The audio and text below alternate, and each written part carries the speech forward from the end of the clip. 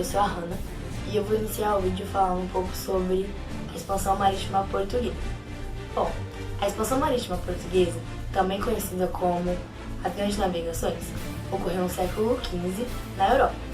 As nações europeias estavam sempre em busca de mais poder, e esse poder era adquirido através do acúmulo de metais preciosos.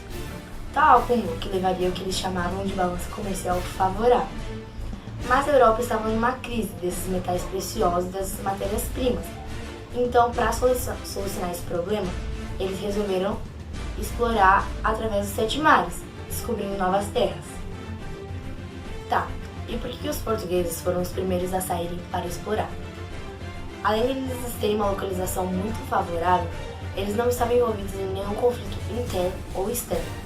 E Portugal foi a primeira nação europeia a ter o poder do Estado todo centrado na mão do rei. E eles tinham um grupo mercantil muito forte, que era a burguesia.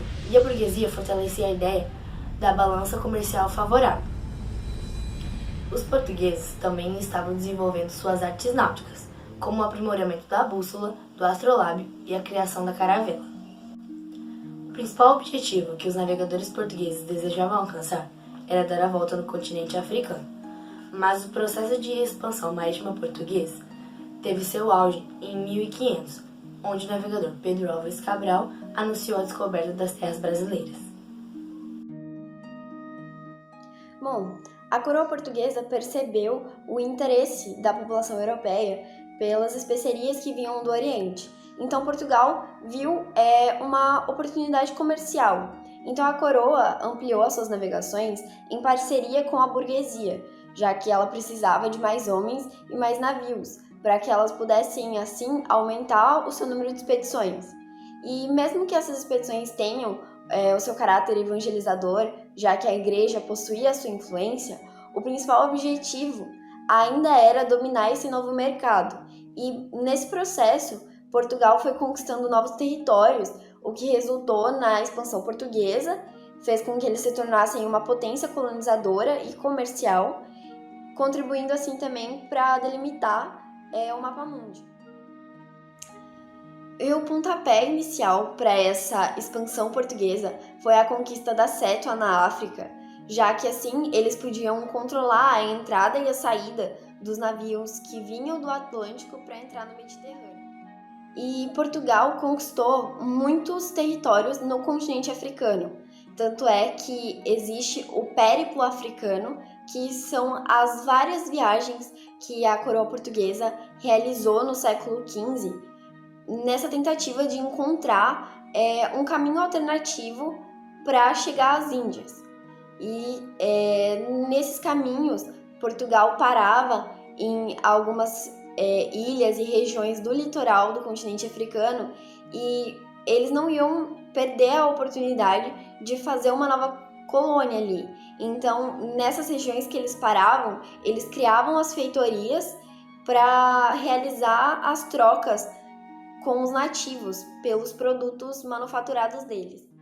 Foi com esse relacionamento extrativista com as suas colônias, já que Portugal não tinha o objetivo de povoar esses locais, e sim de extrair a matéria-prima, a Espanha ela também ia crescendo, ia fazendo suas expedições. No mesmo período que Portugal se lançou aos mares, a Espanha também. Então eram as duas potências da época, as duas potências marítimas. E por conta de terem um território muito grande, para que uma potência não pegasse o território já conquistado pela outra, eles assinaram o Tratado de Tordesilhas, e ele tem esse nome porque ele foi assinado na cidade espanhola chamada Tordesilhas, e basicamente eles dividiram o mundo ao meio, onde o Oriente era de Portugal e o Ocidente era da coroa espanhola. O período pré-colonial se deu no ano de 1500 a 1530, assim como descrito na carta Pero Vaz de Caminha, que relatava a vinhagem de Pedro Álvares Cabral em 1500, considerada por muitos estudiosos a certidão de nascimento do Brasil. Neste dia, à hora de véspera, houvemos vista de terra, primeiramente de um grande monte, muito alto e redondo, e de outras serras mais baixas ao sul dele, e Terra Chã, com grandes alvoredos. Ao monte, o Alto Capitão pôs nome, o Monte Pascal, e a terra de Veracruz. O período pré-colonial se deu pelo reconhecimento dos índios que ali habitavam e do território, cujo local onde descobriram o pau-brasil. A partir do reconhecimento do pau-brasil, passaram a explorar a madeira para fins lucrativos, pois a tinta liberada pela madeira era usada para atingir objetos e roupas que tinham grande valor no mercado europeu. A exploração do pau-brasil se baseou a partir da prática de escambo, onde os portugueses ofereciam aos índios produtos manufaturados de pouco valor em troca de trabalho na retirada da madeira.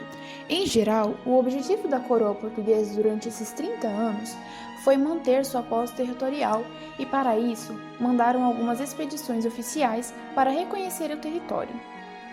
Entre elas, podemos citar a Expedição Gaspar de Lemos, que ocorreu por volta do ano de 1501 e teve por objetivo explorar o litoral brasileiro e nomear os acidentes geográficos. A Expedição de Gonçalo Coelho ocorreu em 1503 e teve por objetivo explorar e fiscalizar o pau-brasil. Já durante os períodos de 1516 e 1520, se destacou a expedição de Cristóvão Jacques e tinha por objetivo deter os contrabandos de outros comerciantes europeus. A partir de 1530, a posição de Portugal em relação ao Brasil mudou. Os empreendimentos no Oriente já não eram mais tão lucrativos. A distância e os custos com a manutenção do Império Colonial nas Índias eram extremamente altos e elevavam os preços das especiarias. Além disso, havia contestação dos tratados luso-espanhóis por países excluídos da partilha colonial do Novo Mundo. Ataques de piratas e corsários, principalmente franceses, eram frequentes, ameaçando o próprio domínio português sobre o território. Dessa forma, as necessidades portuguesas de garantir a posse do território e obter uma nova fonte de lucros que substituísse o decadente comércio oriental levaram a coroa portuguesa à convicção de que era preciso dar início a uma colonização da nova terra. O rei se convenceu que só poderia manter a posse da terra estabelecida estabelecendo núcleos permanentes de povoamento, colonização e defesa. Mas a coroa também tinha a esperança de haver riquezas minerais em proporções semelhantes às encontradas pelos espanhóis em suas possessões. A colonização não estava nos planos da burguesia mercantil que havia impulsionado as navegações, mas o rei Dom João III tinha interesse em garantir o domínio de suas terras brasileiras. A única possibilidade era a colonização, apesar das dificuldades a enfrentar. Para dar início ao empreendimento, foi organizada a expedição comandada por Martim Afonso de Souza em 1530. Seus principais objetivos eram percorrer o litoral e, quando necessário, explorar o interior em busca de ouro e prata, expulsar os franceses encontrados, organizar núcleos de povoamento e defesa, aumentar os domínios portugueses até o Rio da Prata, abrangendo, portanto, terras que não pertenciam a Portugal pelo Tratado de Tordesilhas, e, ao voltar do Rio Prata em 1532, Martim Afonso fundou São Vicente, no litoral do atual estado de São Paulo. Além de ser o primeiro núcleo de colonização no Brasil, São Vicente foi dotado de um engenho para produzir açúcar. Iniciada a colonização do Brasil, restava a Portugal montar um aparelho burocrático responsável pela administração da colônia. Constatou-se, porém, que núcleos de povoamento isolados, como São Vicente, não garantiriam a posse, pois o litoral era extenso e continuaria desprotegido. Portugal manteve sua atitude em relação à terra descoberta com o intuito de defesa. Como o comércio das Índias já não era tão lucrativo, necessitava encontrar novas alternativas econômicas. Além disso, a descoberta de metais preciosos na América Espanhola valorizava as terras descobertas e alimentava a esperança portuguesa de encontrar esses metais no seu território colonial. A ocupação do extenso território brasileiro requeria vultosos recursos. O Estado português tinha sérios problemas econômicos e, assim, adotou o sistema de capitanias hereditárias, implantado pelo rei Dom João III. Seria um sistema através do qual o Estado transferiria os gastos com colonização para a iniciativa privada. Apesar das regalias e dos poderes oferecidos a quem quisesse colonizar o Brasil, apenas pessoas de pouca expressão econômica e social apresentaram-se para a tarefa, pois a alta nobreza achava muito arriscada tal empreitada. Em 1534, a costa brasileira foi dividida em 15 faixas de terra com largura entre 200 e 650 quilômetros, do litoral à linha do Tratado de Tordesilhas. Chamavam-se capitanias hereditárias, pois passariam dos donatários a seus herdeiros. Os donatários possuíam grandes poderes, fugir do dispor das terras distribuídas entre os colonos, nomear autoridades administrativas e judiciárias, receber taxas e impostos, escravizar e vender meios, fundar vilas, cobrar tributos pela navegação dos rios, entre outras coisas. A Constituição político-administrativa tinha por base jurídica a Carta de Doação e o Foral. Pela Carta de Doação, o rei concedia o direito à administração e à posse da terra de forma perpétua e hereditária ao capitão donatário. No Foral estavam fixados os direitos, foros e tributos que a população pagaria ao rei donatário. Para estimular a colonização, os donatários distribuíam sesmarias àqueles que a requeressem. As cismarias eram grandes porções de terra que só permaneceriam em poder do cismeiro e seus descendentes desde que eles as cultivassem. 2 donatários tiveram sucesso, em parte porque receberam muita ajuda do rei de Portugal e de banqueiros flamengos, Martim Afonso de Souza, em São Vicente, e Duarte Coelho, em Pernambuco. Esse CEF está relacionado ao plantio de cana-de-açúcar, produto muito interessante aos mercados europeus. A razão para o fracasso do sistema de capitanias hereditárias foram várias. Ataques constantes de índios hostis, falta de recursos dos donatários, a longa distância da metrópole e as dificuldades de comunicação entre as capitanias e a descentralização político-administrativa.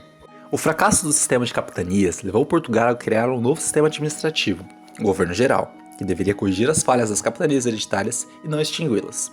O novo órgão deveria centralizar a administração colonial, sendo o governador-geral a maior autoridade da colônia e representante direto do rei. Os capitães donatários perderiam parte de sua autoridade, o que explica certa resistência deles ao novo órgão político-administrativo. O sistema de governo geral foi criado por Dom João III, o colonizador, e através do regimento de 1548, conhecido como Regimento do Governo Geral, determinava as principais funções do governo, que eram ajudar os donatários no que fosse necessário, combater índios e piratas, mudar núcleos de povoamento, estimular a catequese e defender a fé cristã, organizar entradas em busca de metais preciosos. O pacto colonial ele pode ser definido como um conjunto de regras, normas e leis que as colônias colocavam, na sua metrópole. E essas leis tinham como objetivo fazer que com as colônias só comprassem e vendessem produtos apenas de sua metrópole.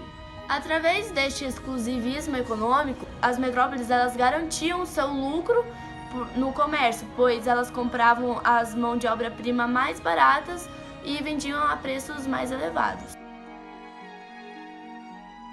A população raramente comia carne de vermelha porque era de difícil produção. Instrumentos de medição de tempo não existiam e só foram chegar ao Brasil com a chegada das igrejas e os seus sinos. A falta de escola, por exemplo, vem desde o período colonial e somente as crianças que tinham pais de burgueses que tinham acesso à escolaridade, pois poucos livros circulavam naquela época e eles aprendiam a ler muito mais com a Bíblia e com orações. Crianças que pertenciam a famílias de baixa renda estavam mais sujeitas ao analfabetismo. As casas daquela época eram bem precárias e o papel delas era mais de proteger a população de perigos externos, como animais ferozes e etc. Mas esses perigos externos, eles não chegavam nem nos pés do que a população enfrentava, que eram as doenças. Porque pela falta de esgoto e saneamento básico e coleta de lixo, a população estava sujeita, tanto a população burguesa quanto a periferia, estava sujeita a doenças infecciosas, como a febre amarela, a varíola e o sarampo e a tuberculose. Bem, a higiene era terrível, como eu falei, e precária, porque a coleta de lixo e esgoto não tinha naquela época, e tanto a burguesia quanto a periferia sofria com isso.